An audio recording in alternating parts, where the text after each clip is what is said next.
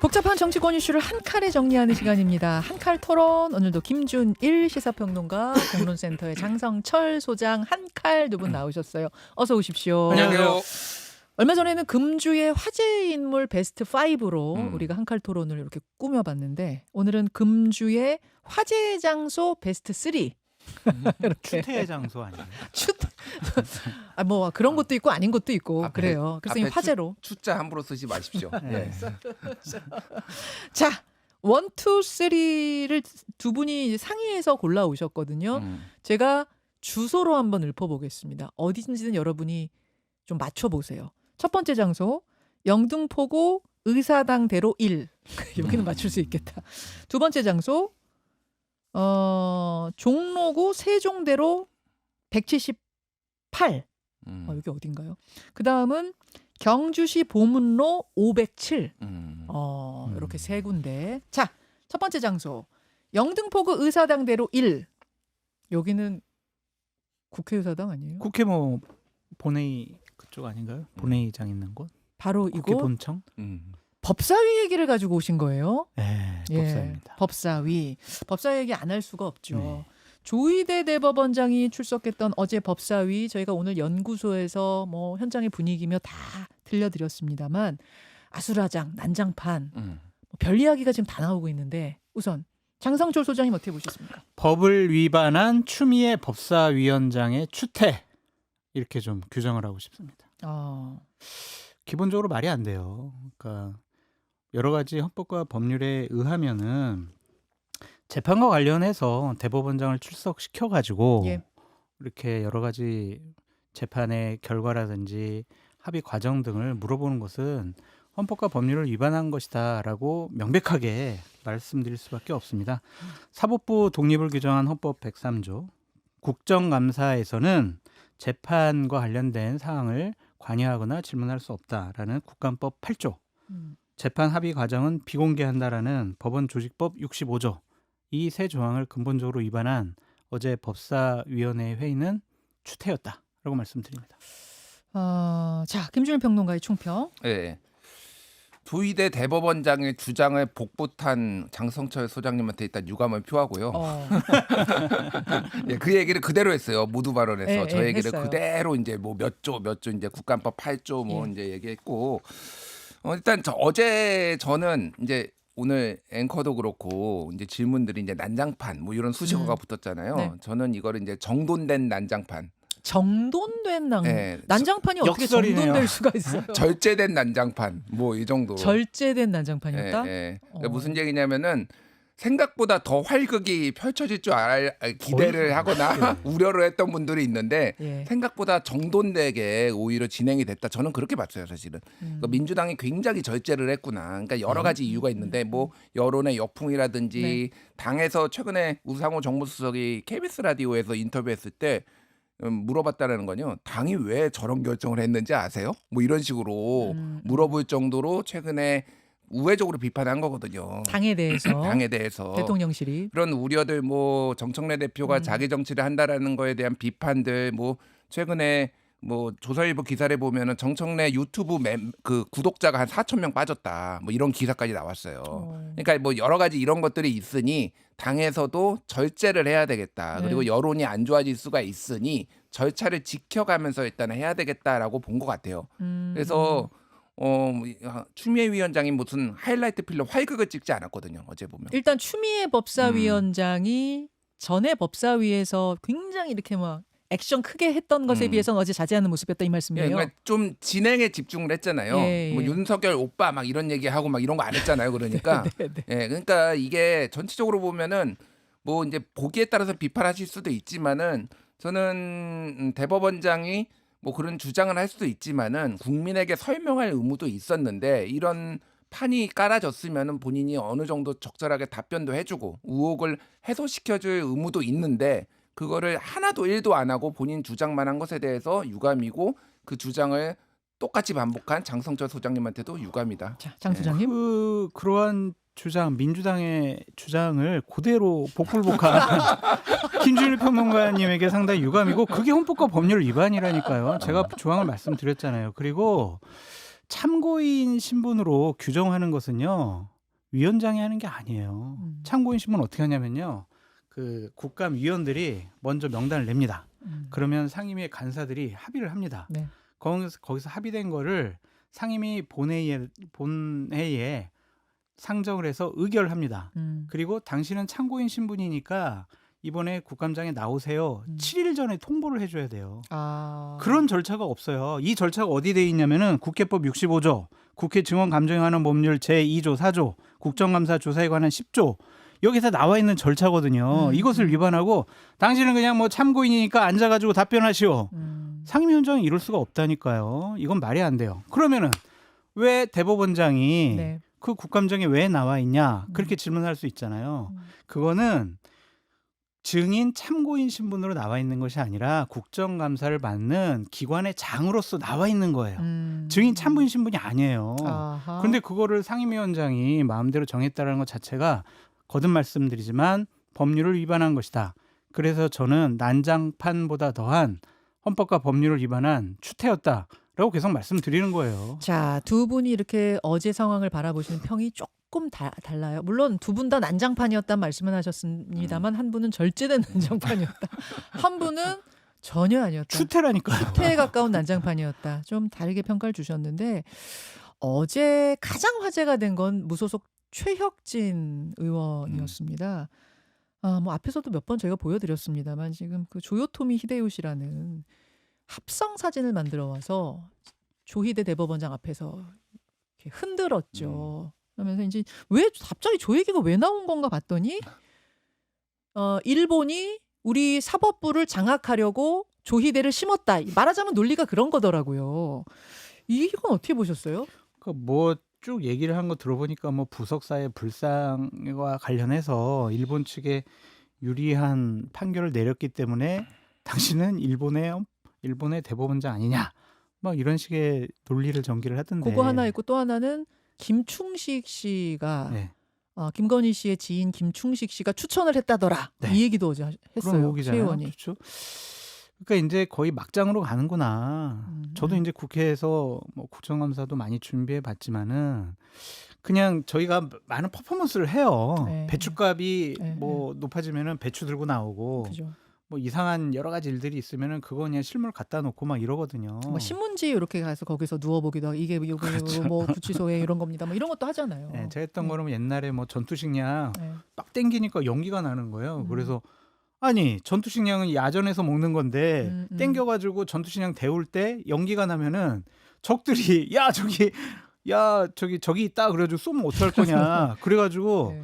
그 연기가 안 나는 전투식량을 개발했거든요. 진짜요. 그게 국감의 할 일이에요. 음. 저런 식으로 모욕 주고 창피 주고 하는 것이 국정감사에서 하는 일이 아닙니다. 최혁진 의원은 저는 최악의 국회의원이다 이렇게 규정하고 싶어요. 자, 김준일 평론가 어떻게 보셨어요? 그 장성철 소장님이 쓴 추태라는 표현은 사실은 추미애 법사위원장보다는 최혁진 의원한테 조금 하는 게 맞을 것 같아요. 굉장히 저도 비판적인데 지금 근거가 그러니까 이렇게 얘기했어요. 본인이 제보받은 내용이다. 조희대를 윤석열 대통령에게 추천한 사람은 김건희의 계부인 김충식이라고 한다. 김충식은 일본 태생이고 일본 황실가와 깊은 인연이 있고 일본 통일교와도 밀접한 관련이 있다.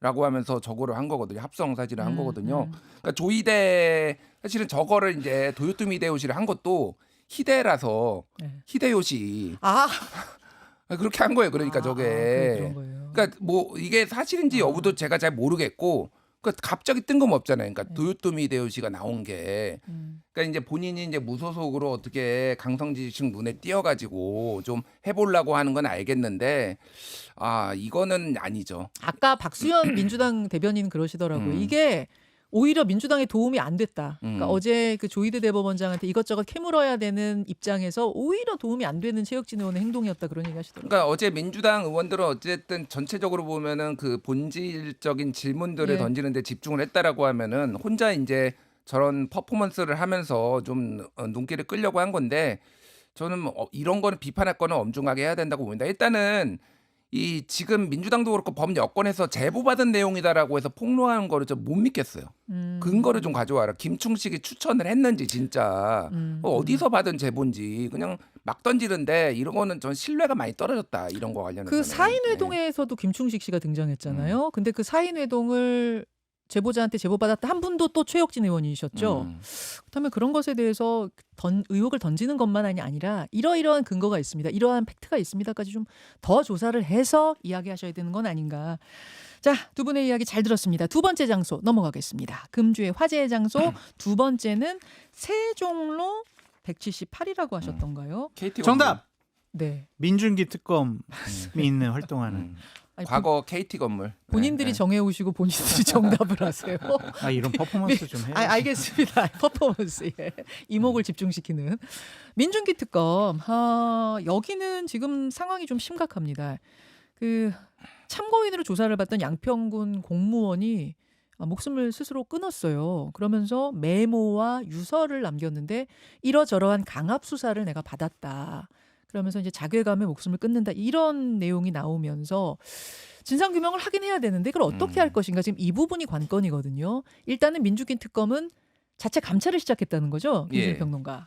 그러니까 자체 감찰을 하고 일단은 초반에 나온 거는 어제 뭐 뉴스 다 보셨겠지만은 강압 수사는 없었다라는 게 처음에 그거지만은 그게 이제 그 수사팀이 한 것과 네. 그 수사팀 밖에서 그 특검팀 내부에서 또 이제 들여다보는 건 다를 수가 있기 때문에 감찰을 한다라고 하는 거고 지금 CCTV는 그 조사받을 때 CCTV는 당사자가 동의를 해야지만 이게 찍을 수가 있거든요. 지금 CCTV 없어요 지금? 없다라고 지금 주장을 하고 있어서 맞겠죠. 뭐 있는데 없다라고 하면은 이거는 뭐 일파만파니까. 예. 그러니까 저도 뭐 이제 뭐 경찰 조사나 이런 거 받아봤는데 CCTV 이제 찍겠냐고 그러면 안 찍겠다고 하는 경우가 대부분 많아요. 본인이 그러니까. 안 찍겠다고 못 찍는군요. 오히려 불리하게 작용할 가능성이 있다라고 변호사들이 조언을 해주는 경우가 많습니다. 그래서 그냥 그 텍스트로만 말로 구두로 하고 그거를 이제 나중에 조서만 이제 확인하는 그런 과정을 거치기 네. 때문에 CCTV가 이제 내부 조사실에 없으면은 외부에 있는 CCTV라도 이제 공개할지 여부를 좀 해야 되고 이거는 어쨌든 투명성이 좀 생명인 것 같다. 그러면 국민적 의혹이 생긴 거는 사실이고 어쨌든 비극적 상황이 생긴 것도 사실이기 때문에 네.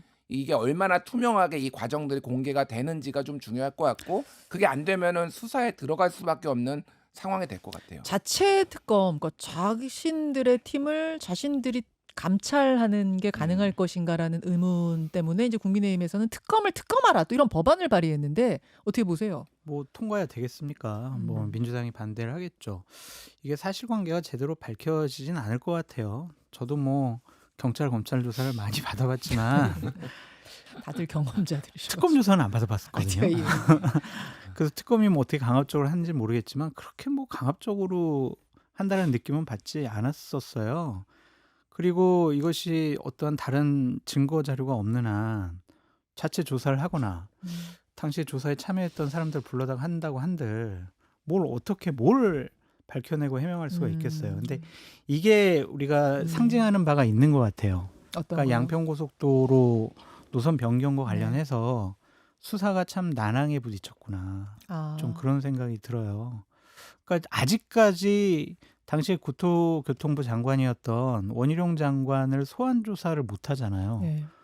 그만큼 원희룡 장관을 소환 조사를 할 수 있을 만한 정황적인 증거나 증언을 확보 못 했다라는 거잖아요. 아니 오라고 했는데 안 오고 있는 건 아니에요?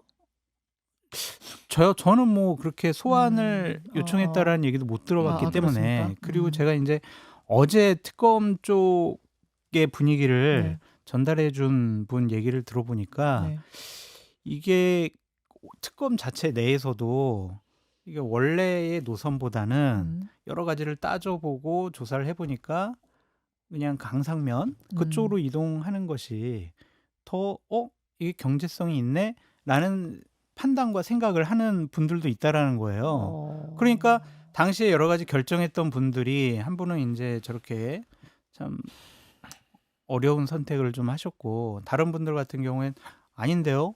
제가 뭐 누구 압력받아서 한 거 아니거든요. 그냥 제가 경제적으로 판단을 해보니까 여기가 난 것 같아서 저희가 인수위 시절부터 이런 식으로 좀 바꾸려고 했습니다. 라고 계속 증언을 하게 된다면 이 사실관계가 제대로 밝혀지지 않을 것 같다.